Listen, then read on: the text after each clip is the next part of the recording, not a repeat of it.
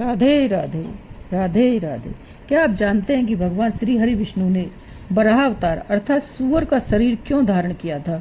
ब्रह्मा के सृष्टि क्रम प्रारंभ करने की आज्ञा पाए हुए स्वयंभू मनु ने पृथ्वी को प्रलय के एकार्णव में डूबी हुई देखकर उनसे प्रार्थना की कि आप मेरे और मेरी प्रजा के रहने के लिए पृथ्वी के उद्धार का प्रयत्न करें, जिससे मैं आपकी आज्ञा का पालन कर सकूं। ब्रह्मा जी इस विचार में पड़कर कि पृथ्वी तो रसातल में चली गई है, इसे कैसे निकाला जाए, वे सर्वशक्तिमान श्री हरि की शरण में गए।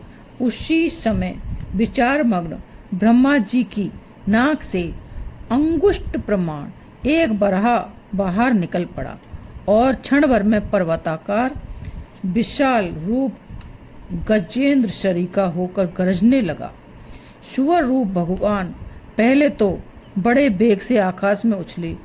उनका शरीर बड़ा कठोर था, त्वचा पर बड़े बड़े बाल थे। बाल भी ऐसे थे कड़े कड़े, एकदम कड़क कांटे जैसे। सफेद दाढ़ें थीं। उनके नेत्रों में तेज प्रकाश निकल रहा था। उनकी दाढ़ें भी अति कर्कश थीं। फिर अपने वज्रमय पर्वत के समान कठोर कलेवर से उन्होंने जल में प्रवेश किया। बाणों के समान पहने खुरों से जल को चीरते हुए वे जल के पार पहुंचे। रसातल में समस्त जीवों की आश्रयभूता पृथ्वी को उन्होंने वहां देखा। पृथ्वी को वे दाढ़ों पर लेकर बाहर आए। जल से बाहर निकलते समय उनके मार्ग में विघ्न डालने के लिए महापराक्रमी हिरण्याक्ष ने जल के भीतर ही उन पर गदा से प्रहार करते हुए आक्रमण कर दिया। भगवान ने उसे लीला पूर्वक ही मार डाला। श्वेत दाढ़ों पर पृथ्वी को धारण किए जल से बाहर निकले हुए तमाल वृक्ष के समान नील वर्ण बराह भगवान को देखकर ब्रह्मादिक को निश्चय हो गया कि ये भगवान ही हैं। वे सब हाथ जोड़कर स्तुति करने लगे।